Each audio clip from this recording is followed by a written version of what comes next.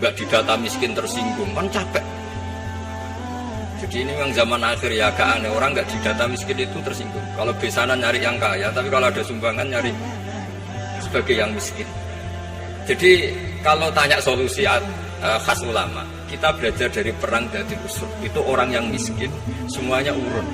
Nah barokahnya urun itu kemudian mereka bermental patriotik. Barokahnya patriotik, yang kaya, yang miskin, yang pinter, semuanya berkontribusi untuk menyumbang negara.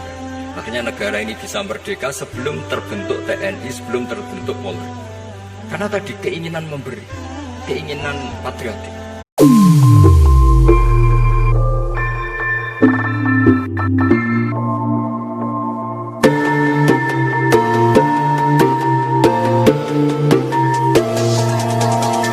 Menurut saya solusi bangsa ini itu mudah sekali kalau mau niru Mbah Wahab.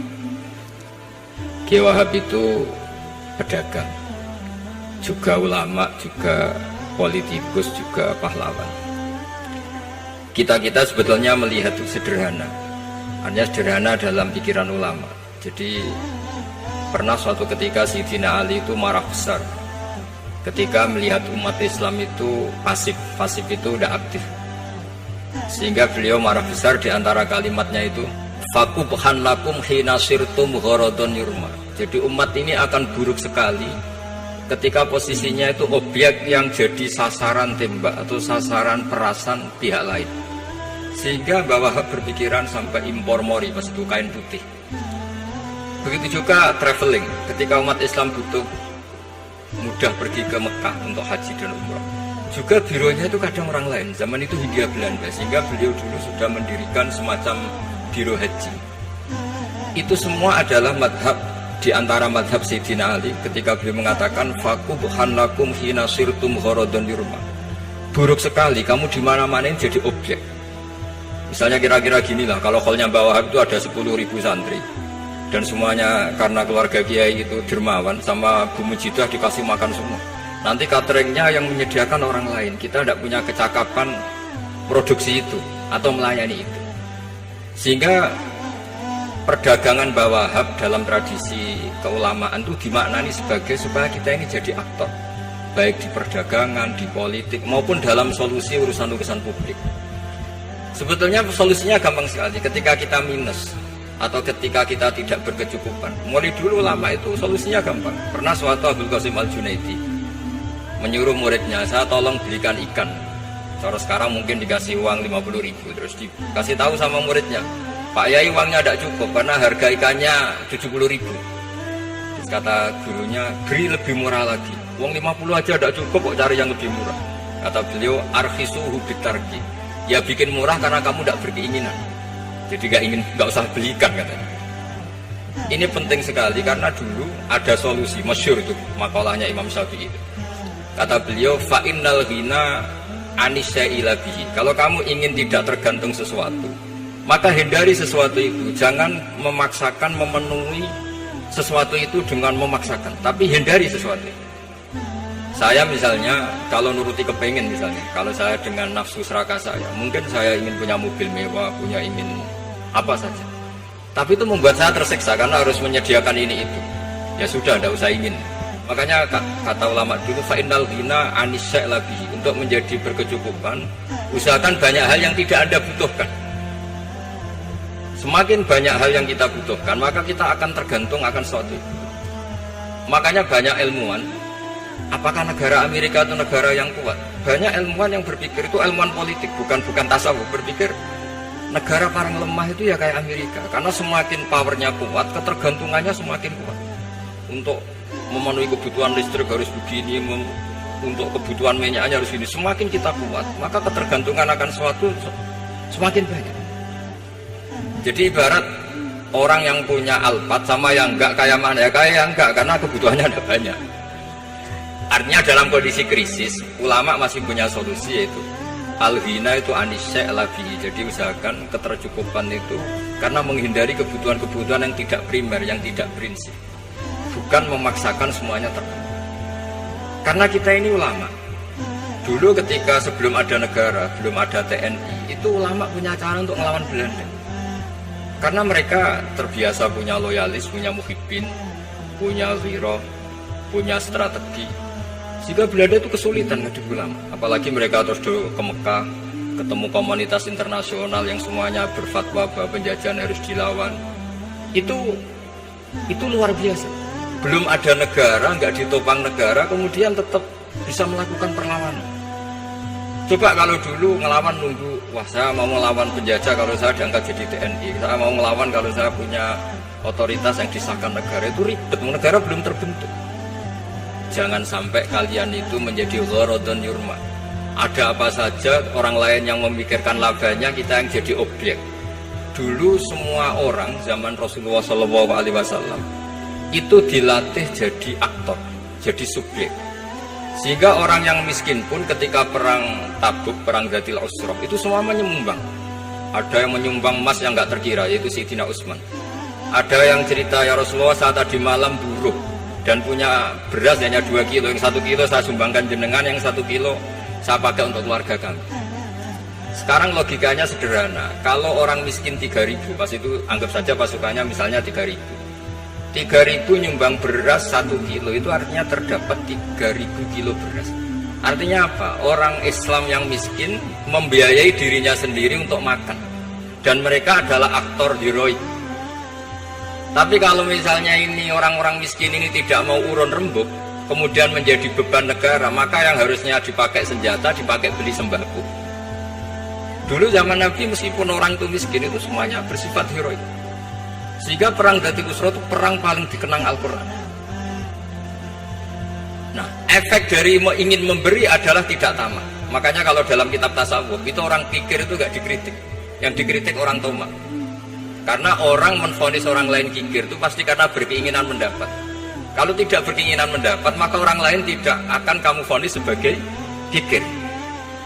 Andai kan kita semua ingin memberi sumbangan kepada Indonesia, maka kita tidak akan menvonis pemerintahan kita tidak becus ngurmat kita.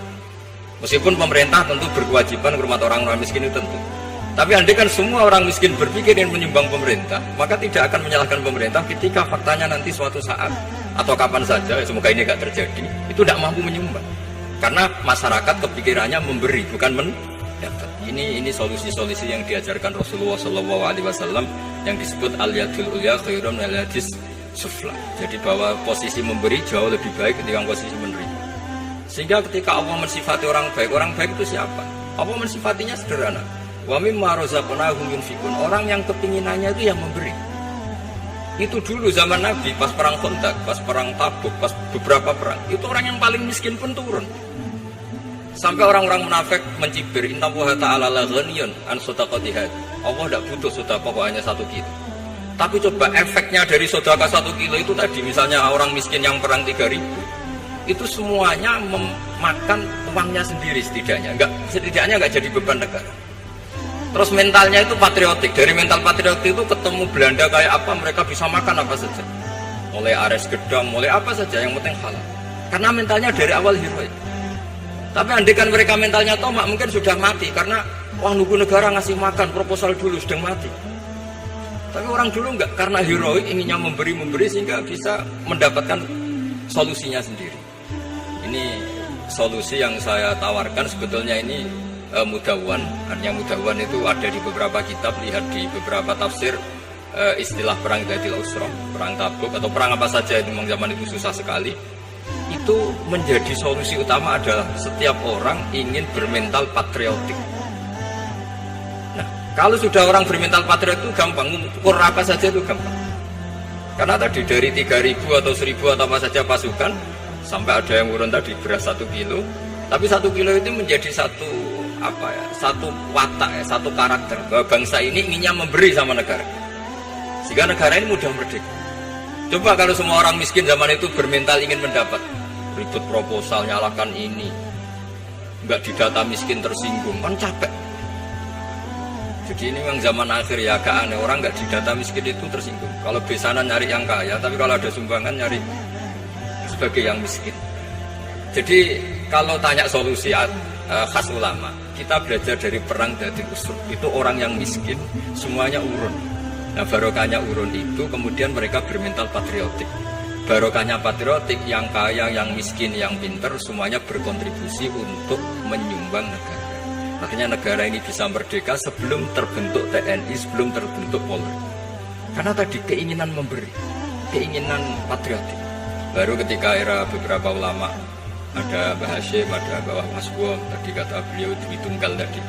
Terus ada fatwa resolusi jihad. Sehingga mereka baru sadar bahwa Belanda itu ancaman.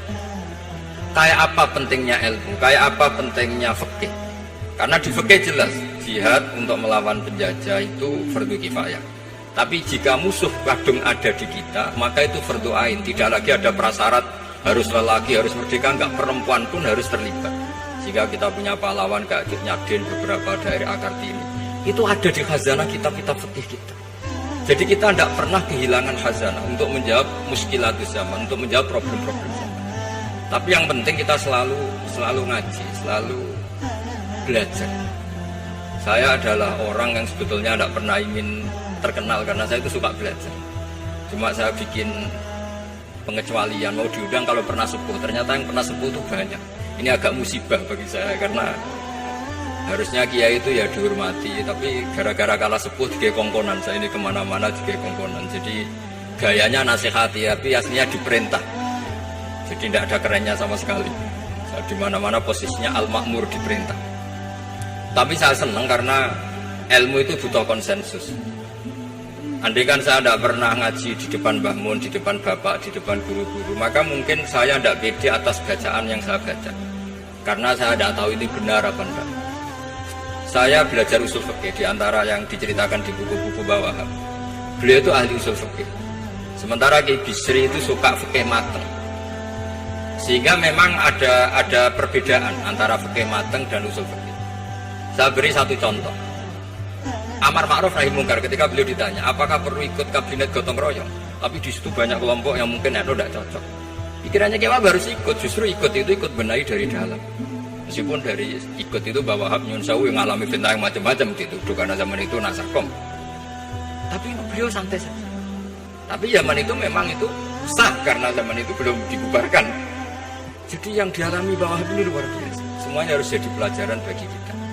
Makanya jangan pernah meninggalkan ilmu yang bernama usul fikih. Karena fikih yang mateng itu cara basa Jawa ini akan kehilangan stok teks.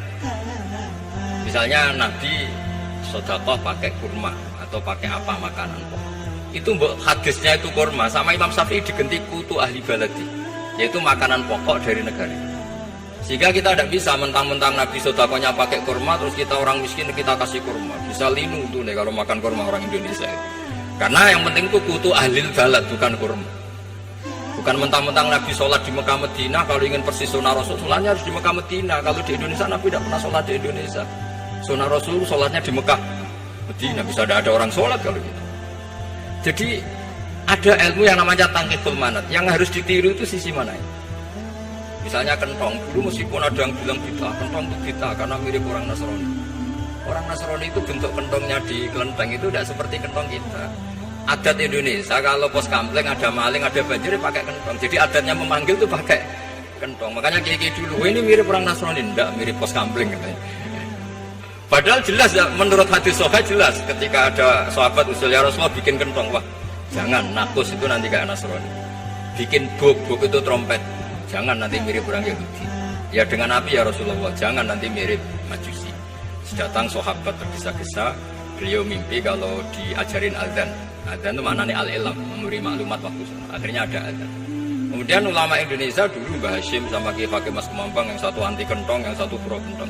Itu dulu ya saling menghormati, nggak masalah. Karena fikih itu sekali khilaf itu mirip-mirip. Saya itu pernah pengalaman buruk sekali saya ketika jadi Rois Musyawarah Fatul Mu'in. Itu ada pertanyaan gini Gus Hasim. Saya tanya gini sama orang, Gus, soft paling utama itu yang nomor berapa? Nomor 1 kata saya. Yang kedua, yang soft berikutnya, iya yang berikutnya. Kalau sudah tahu soft terbaik itu yang nomor 1, kenapa masjid gak dipakai memanjang selatan utara? Biar semuanya nomor 1. Selagi masjid itu memanjang barat timur, pasti ada soft 1, 2, 3. Itu kan kurang ajar betul. Jadi supaya orang soft 1 semua ya tinggal desain masjidnya, yaitu memanjang utara selatan. Selagi masih memanjang barat timur, pasti soft 2, 3. Terus saya kebalik tanya, lalu setelah begitu yang paling abdul siapa? Yang sisi kanannya imam. Ya sudah, imamnya dipojokkan pol selatan, biar semuanya dari pol kanan. Nanti ada masalah lagi, yang paling abdul siapa? Yang paling dekat imam. Yuskono kerubutu imam kan gitu. Jadi kalau nuruti fikih itu ya memang ilmu logika. Jika banyak orang jadi wali itu dari hasil ijtihadnya. Ada orang jadi wali karena sering sholat di sofafat. Tapi ada wali pesaingnya justru jadi wali karena kalau sholat di belakang. Tapi tetap wali. Suatu saat dua wali ini ketemu. Loh, kamu kok wali? Padahal kalau sholat paling belakang.